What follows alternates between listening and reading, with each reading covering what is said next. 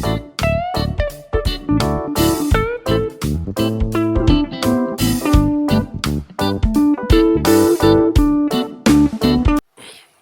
दोस्तों, जय महाराष्ट्र। जागो इंडिया जागो में फिर से आपका एक बार हार्दिक स्वागत है। दोस्तों, सबसे पहले मैं आपसे क्षमा प्रार्थी हूँ क्योंकि मेरी थोड़ा तबीयत ख़राब होने की वजह से मैं जो भी हमारे दर्शक हैं उनके कॉल में अटेंड नहीं कर पा रहा हूँ। और दूसरी चीज़ है कि जो मैंने अपनी बताया कि मेरे प्रोजेक्ट में कुछ चीज़ें अभी नई चेंजेस हुई, उस विषय में भी थोड़ा सा मुझे उस चीज़ में फॉलोअप करने के लिए थोड़ा समय लग रहा है। इसके लिए मैं ज़्यादा कॉल अटेंड नहीं कर पा रहा हूँ, उसके लिए मैं क्षमा प्रार्थी हूँ। तो दोस्तों, मैंने आपसे कहा था एलओआई की शर्तों के विषय में हम एक वीडियो बनाएंगे। तो मैंने ये सोचा कि क्यों ना हम छोटे छोटे पार्ट में एलओआई के हर 10-12 जो भी शर्तें हैं एक एक वीडियो में हम डालेंगे, ताकि लोगों को देखने में भी आसानी होगी और लोग समझ भी सकते हैं। तो इसके लिए एक सीरीज चालू करेंगे हम, पार्ट 1 पार्ट 2 एलओआई के अंदर। और हम एलओआई के अंदर क्या शर्तें हैं इस विषय को हम जानेंगे। क्योंकि दोस्तों, एलओआई जो लेटर ऑफ इंटेंट, जिसको इरादा पत्र बोलते हैं या आशय पत्र बोलते हैं, यानी आपका मकसद क्या है, वो पत्र है। तो एलओआई की जो शर्तें होती है उसी के अंदर पूरा एसआरई छुपा हुआ है। उसको अगर आप समझ जाएंगे तो आपको जो भी एसआरए हैं, एसआरए की जो नियमावली है, उसको सिर्फ आपको एलओआई में दिए गई शर्तों के आधार पर देखना है, समझना है या उनके कानून को समझना है। आपका पूरा प्रोजेक्ट आपके सामने होगा कि क्या आपके प्रोजेक्ट के अंदर जो भी ट्रांसपेरेंसी है वो बाकायदा हो रही या नहीं। तो दोस्तों, आइए वीडियो की शुरुआत करते हैं। तो पहला जो भी एलओआई की शर्तें हैं, उस शर्तों में पहली शर्त है कि आर्किटेक्ट, जो भी वास्तु विशारद होता है, आर्किटेक्ट जो भी आपका जो क्षेत्र एरिया का क्षेत्रफल है, उस क्षेत्रफल को सर्टिफाई करता है कि यहाँ का एरिया इतना है, लंबाई चौड़ाई जो भी हो उसकी, वो क्षेत्रफल सर्टिफाई करेगा। और दूसरा एनेक्शल 2, जो सक्षम प्राधिकारी जो एनेक्शल 2 बनाएंगे, उनके आधार पे एलओआई निर्गमित होती है। तो ये पहला एलओआई का कंडीशन नहीं है, इसका नियम है कि एलओआई कैसे मिलती है। जैसे बहुत सारे सब्सक्राइबर्स का फ़ोन आता है कि सर एलओआई कब मिलती है, तो मैं बार बार बताता हूँ कि एनेक्शल 2 वेरीफाई होता है डुप्लीकेट एसआरए से, फिर इंजीनियरिंग डिपार्टमेंट भेजा जाता है, तो उसके बाद वहाँ पे एलओआई की प्रक्रिया शुरू होती है। तो एलओआई के लिए इनकी मैं जो कंडीशंस है कि जो भी आर्किटेक्ट आपने अपॉइंट किया या डेवलपर ने अपॉइंट किया, पहले तो सोसाइटी अपॉइंट करती थी, अब तो बिल्डर के हाथ में दे दिया कि बिल्डर अपॉइंट करेंगे। तो आर्किटेक्ट जो भी आपका क्षेत्रफल है वो सर्टिफाई करेगा, और एनेक्शल 2 जो कंपनी अथॉरिटी ने बनाया उसके आधार पे आशय पत्र एलओआई निर्गमित होगा। अब दूसरी शर्त है बिक्री और पुनर्वसन योजना में दिए गए पैरामीटर संख्या के आधार पर होता है। दूसरा शर्त है कि जो भी बिक्री और पुनर्वसन, इसका जो पैरामीटर्स मतलब उसकी जो भी, जैसे 50% है, 60-40 है, तो जो हिसाब से पुनर्वसन है उसके पैरामीटर के आधार पर होगा। झोपड़पट्टी क्षेत्र में पात्र झोपड़ीधारकों की संख्या के परिवर्तन को समय समय पर संशोधित किया जाएगा। मतलब जैसे आपका जो एनेक्शल 2 है, अब एनेक्शल 2 आपका निकल गया, निर्गमित हुआ। अब निर्गमित में आपके जो भी लोग अपात्र हैं या अनिर्णित हैं, तो वो अपनी पात्रता कराएंगे। तो उस चीज़ के विषय में जब आपका वहाँ पे पात्रता होगी, तो समय समय पे आपका एलओआई अमेंडमेंट होगा। मतलब उसके अंदर डाला जाएगा कि भैया अब यहाँ पे जो झोपड़ी धारक पात्र हैं वो इतने हैं, तो इसका रूल है, वो उसका नियम है। अब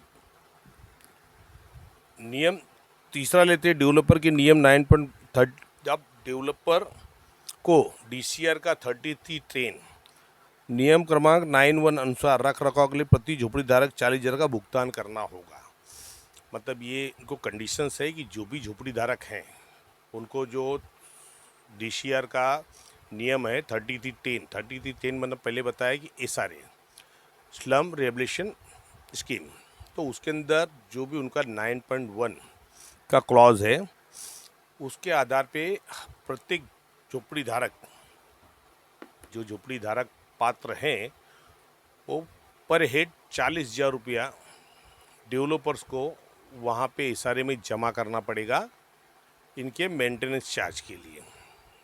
जो आपकी सोसाइटी जब अलॉटमेंट होगी तो आपको सोसाइटी को हैंडओवर किया जाता है, जिससे आप अपनी सोसाइटी के अंदर जो भी मेंटेनेंस वगैरह भरना पड़ता है तो इसकी जो ब्याज से जो भी उनका इंटरेस्ट आएगा उसमें आप अपनी सोसाइटी का मेंटेन कर सकते हैं। और डीसीआर रूल 3310 नियम क्रमांक 9.2 के अनुसार प्रचलित रेडी रेकनर से 21% विकास शुल्क का भुगतान करना होगा। अब इसमें यह है कि 30T10 के नियम क्रमांक 9.2 के अनुसार प्रचलित रेडी जो भी रेडी रेकनर रेट है उस रेडी रेकनर से 2% विकास शुल्क का भुगतान करना पड़ेगा। मतलब 2% जो भी डेवलपमेंट चार्जेस है वो एसआरए में जमा करना पड़ेगा। मतलब जो वहाँ पे रिहैब के लिए जो भी डेवलपमेंट में लगने वाले शुल्क उसका 2% आपको जमा करना पड़ेगा। अब चौथा पॉइंट क्या कहता है, चौथी शर्त क्या कहता है, विकासक को पीएपी सौंपना होगा ओसीसी के बाद 3 महीनों के भीतर। अब जो पीएपी प्रोजेक्ट अफेक्टेड पर्सन, मैंने इसके ऊपर एक वीडियो बनाया था, परियोजना में प्रभावित व्यक्ति। अब जो भी परियोजना में प्रभावित व्यक्ति है उन लोगों को डेवलपर को उनको जो ऑक्यूपेंस सर्टिफिकेट जो उनका ऑक्यूपेशन सर्टिफिकेट जिसको बोलते हैं मराठी में भोगवटा प्रमाण पत्र, भोगवटा प्रमाण पत्र और हिंदी में शायद बोला गया है कि रहिवासी प्रमाण पत्र। मतलब रहिवासियों को लिए बिल्डिंग रेडी हो चुकी है तो भोगवटा प्रमाण पत्र वो जिस दिन मिलेगा उसके 3 महीने के भीतर उनको स्टेट डिपार्टमेंट एसआरए या अन्य संबंधित विभाग जहां सरकारी परियोजना में प्रभावित व्यक्तियों का समावेश है उनको निःशुल्क वहां पे सौंपना है। मतलब मैंने बताया था ना कि ये जो पीएपी होते हैं, अभी पहले पीएपी जो होते थे तो मोस्टली बीएमसी जैसे म्हाडा की प्रॉपर्टी है तो म्हाडा के भी जो पीएपीज हैं वो बीएमसी के अंडर में आते थे। अब फिर इन्होंने थोड़ा सा सरकार ने चेंज किया और स्टेट डिपार्टमेंट का निर्माण किया एसआरए में स्टेट डिपार्टमेंट। अब स्टेट डिपार्टमेंट के अंदर में वहाँ पे डेवलपर्स को पीएपी है, लेकिन उसमें प्रॉब्लम्स क्या होते हैं कि जैसे अभी स्टेट डिपार्टमेंट कुछ परियोजनाएं चालू है, जैसे बीएमसी की है, एमएमआरडीए की है, जहाँ पे रोड कटिंग्स हो रहे हैं, नाला रुंदीकरण, कुछ भी XYZ जो सरकारी परियोजना में प्रभावित व्यक्ति, तो उनको वो चीज़ निःशुल्क सौंपना है डेवलपर्स को विदिन 3 मंथ। अब 5वां पॉइंट क्या कहता है, झोपड़ी धारकों को ओसीसी होने से 30 दिनों के अंदर पुनर्वसन करना होगा और उसकी जानकारी एसआरए को देना होगा। अब झोपड़ी धारकों को ऑक्यूपेशन सर्टिफिकेट मिलने के 30 दिनों के अंदर, मतलब उनको जब ऑक्यूपेशन सर्टिफिकेट मिलेगा तो 30 दिनों के अंदर डेवलपर लोगों को पुनर्वसित करेगा, अलॉटमेंट देगा और एसआरए को जानकारी देगा। अब इसके अंदर मैंने आपको बताया कि पहले क्या होता था कि डेवलपर सोसाइटी एक मीटिंग बुलाते थे, उसमें एआर डिपार्टमेंट के अधिकारी रहते थे, इंजीनियरिंग डिपार्टमेंट के अधिकारी को बुलाया जाता था, या समझो अधिकारियों को नहीं भी बुलाया तो वहाँ पे मीटिंग अरेंज करके अलॉटमेंट कर देते थे और पोजीशन दे देते थे। और उसके बाद वो जो भी अलॉटमेंट दिए उसकी एक कॉपी एसआरए को देते थे कि भाई हमने ये अलॉटमेंट कर दी। साथ में उनको एफिडेविट फाइल करना पड़ता था कि हमने जो मीटिंग लिया और जो भी अलॉटमेंट हुआ वो बहुत सफलतापूर्वक हुआ, उसमें कोई भी किसी तरह का ऑब्जेक्शंस नहीं आया। इस तरह का उनको एफिडेविट फाइल करना होता था डेवलपर को। तो अभी ये 2015 से उसमें बहुत सारे प्रॉब्लम्स होते थे। तो 2015 से एसआरए ने ऑनलाइन अलॉटमेंट का प्रोविज़न बना दिया है कि ऑनलाइन अलॉटमेंट होगा। तो अलॉटमेंट समझो आपको हो जाता है, क्योंकि जब बिल्डिंग आपकी कंप्लीट हो गई, डेवलपर ने बिल्डिंग कंप्लीट कर दिया। अब कंप्लीट करने के बाद वो बताएगा कि भाई मेरी यहाँ पे बिल्डिंग कंप्लीट हो चुकी है और मेरी जो भी यूटिलिटी फैसिलिटी जो भी चीज़ें हैं, जैसा लाइट, पानी, ड्रेनेज की सुविधा, सीवरेज लाइन का प्रॉब्लम, ये जो चीज़ क्लियरेंस हो चुकी है और मेरी जो भी बिल्डिंग है वो रहने के लिए रेडी हो चुकी है, तो आप इनको पुनर्वसन के लिए अब दीजिए करके। अब वहाँ से डेवलपर और सोसाइटी वो लोगों की यादी देगा। अब उसमें दो चीज़ आती है। एक चीज़ ये आती है कि क्या डेवलपर एक साथ रिहैबिलिटेशन कर रहा है या पार्ट वाइज कर रहा है। अगर वो छोटा प्रोजेक्ट है, एक साथ रिहैब कर रहा है, तो पूरी यादी उनको एक साथ दिया जाएगा, जिसमें ज्येष्ठता यादी का कोई प्रश्न नहीं उठता है, क्योंकि वहाँ पे एक साथ अलॉटमेंट हो रहे हैं। और जहाँ पे पार्ट वाइज हो रहे हैं कि जैसे 500 झोपड़े हैं, डेवलपर ने एक बिल्डिंग बनाया जिसके 100-150 लोग जाएंगे या 50 लोग जाएंगे, तो वो 50 लोगों की यादी सबमिट करें जिसके अंदर उनको ज्येष्ठता यादी बना के देना होगा। अब दोस्तों, ज्येष्ठता यादी क्या है, जिसके ऊपर अभी फ़िलहाल एक सर्कुलर निकला है, सर्कुलर 204 समथिंग कुछ, उसके बारे में मैं बताऊंगा, इसी एलओई की इसमें बताऊंगा मैं कि वो सर्कुलर के अंदर में दिया गया है। पहले ये चीज़ नहीं थी, यही सब प्रॉब्लम खड़े होते थे, क्योंकि डेवलपर क्या करता था, झोपड़े तोड़ देते थे लेकिन रिपोर्ट सबमिट नहीं करता था किसके झोपड़े कब टूटे हैं। अब मान लो कि मेरे झोपड़े 2023 में टूटे हैं और किसी के झोपड़े 2024 को टूटे हैं। अब वहाँ पे क्या किए, 2024 वाले को घर दे दिया और 2023 वाला अभी भी ट्रांजिट अकोमोडेशन में है, रेंट पे है। अब इसमें क्या होता है, लोगों के अंदर गुस्सा पैदा होता है कि भाई हम पहले गए थे तो हमको पहला मिलना चाहिए। तो इसके लिए एसआरए ने अभी रिसेंट में, कि मेरे ख्याल 2023 के एंड में या 24 में निकला है, मैं आपको बताऊंगा, मुझे उतना दिमाग में नहीं आ रहा है। और ज्येष्ठता यादी तैयार करने की शायद 2023 का ही है। ज्येष्ठता यादी करने के लिए एक सर्कुलर बनाया है कि हर डेवलपर उनका प्रोजेक्ट जो चालू है उसमें झोपड़े टूटे हुए हैं, तो जो भी ज्येष्ठता यादी है लोगों की कि झोपड़े कब कब और कैसे किस किस तारीख को टूटे, उस प्रकार उनको सबमिट करना है, जिससे एसआरई को, डिपार्टमेंट को ये पता चलेगा कि भाई इसके अंदर अलॉटमेंट किसको करना चाहिए, क्योंकि जो पहले गया है उसका पहला अधिकार होता है कि उसको पुनर्वसित किया जाए, उनको पहला अलॉटमेंट किया जाए। तो इसके लिए ज्येष्ठता यादी के आधार पे उनको घर देना होगा। अब कंडीशन नंबर 6 क्या कह रहा है, यदि प्रमाणित परिशिष्ट 2 में कोई भी शर्तें हैं जो कि सक्षम अधिकारी द्वारा दर्ज किया हो, उसका अनुपालन समय पर एसआरए कार्यालय में प्रस्तुत करना होगा। अब जब एनेक्शल 2 की कॉपी सक्षम प्राधिकारी भेजता है तो उसके कुछ भी क्वेरीज, अगर कुछ भी कंडीशंस है उसके अंदर सक्षम प्राधिकारी देता है कि भाई ये चीज़ का इसके अंदर समावेश है, इस चीज़ को हम बाद में करेंगे। अभी प्रॉब्लम्स कैसे आते हैं कि जैसे एक बड़ा एरिया है, मान लो 5,000 झोपड़े हैं, 10,000 झोपड़े हैं, तो वहाँ पे अगर प्रॉब्लम्स होते तो एनेक्शल 2 की एक यादी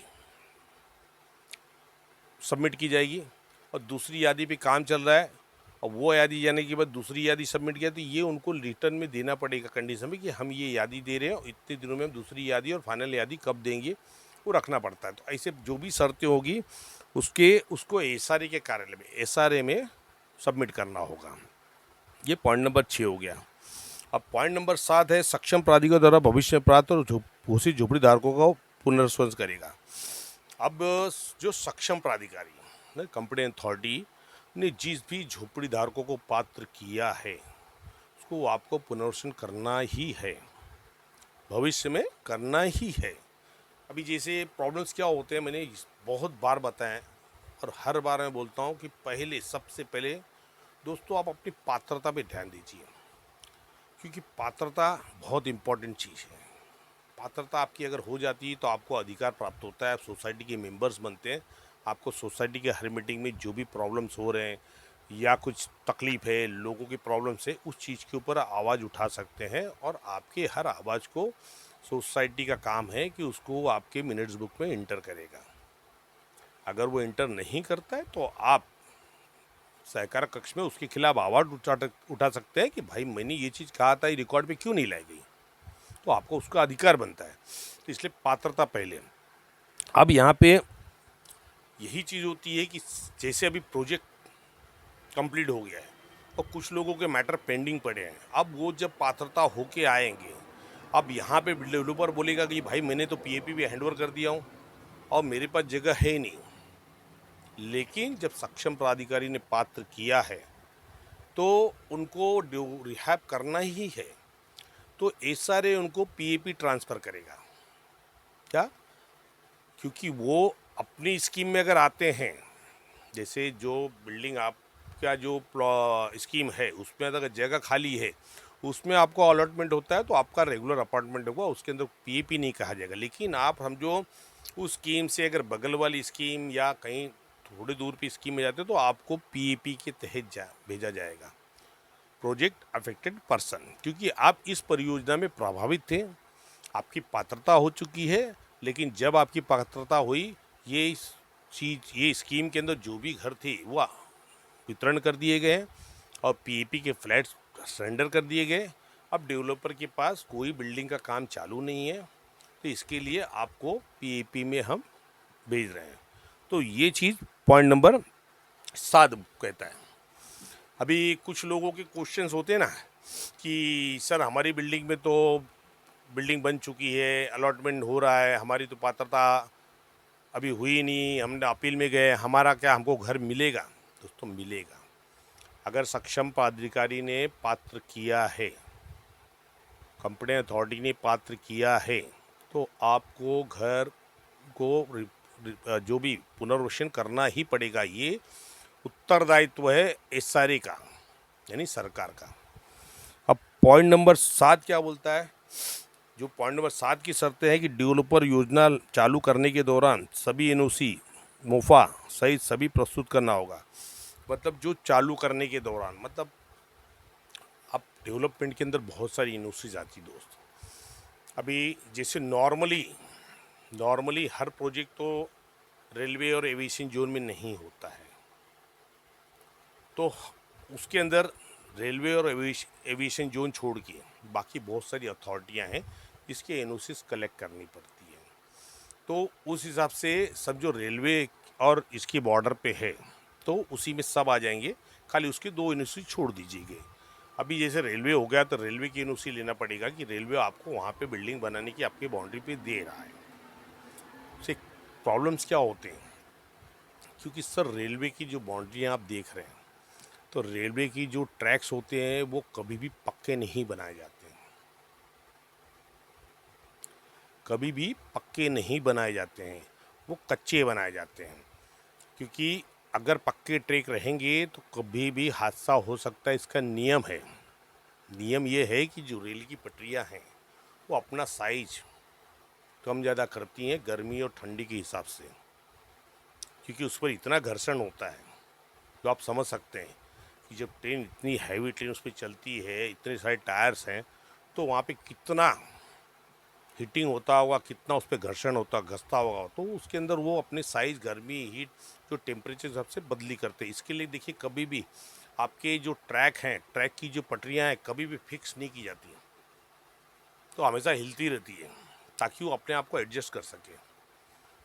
उसमें कंक्रीट डाले जाते हैं, कंक्रीट ने सॉरी ये जो गिट्टी जो पत्थर होते हैं ना वो डाले जाते हैं। कंक्रीट की कण कभी नहीं किया जाता है। या आप कहीं भी देख लीजिए, कहीं भी देख लीजिए, वो कंक्रीटीकरण नहीं होता है, क्योंकि वो हिलेगा तो उसमें अपने आप को एडजस्ट करते हैं ताकि ट्रेन कहीं पटरी छोड़ के निकल नहीं जाए।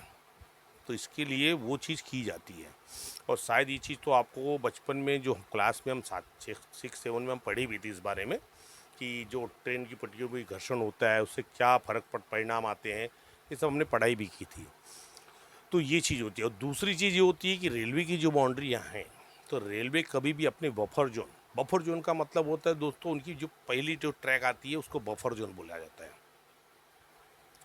बफर जोन, जैसे अभी 4 ट्रैक है, वेस्ट और ईस्ट, तो वेस्ट में जब आएंगे तो वहाँ से जो पहली ट्रैक आएगी वो बफर जोन कहलाएगी, और ईस्ट से करेंगे तो यहाँ की जो बफर जोन आएगी पहली, वो बफर जोन कहलाएगा। तो बफर जोन से इनके नियम से 30 मीटर्स के।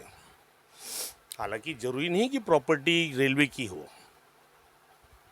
रेलवे प्रॉपर्टी किसी की भी हो, लेकिन रेलवे का एक नियम है कि भाई आप ये जो प्रॉपर्टियाँ हैं आप भले डेवलपमेंट कर रहे हो, लेकिन जब मुझे ज़रूरत पड़ेगी तो मैं ये प्रॉपर्टी ले लूँगा।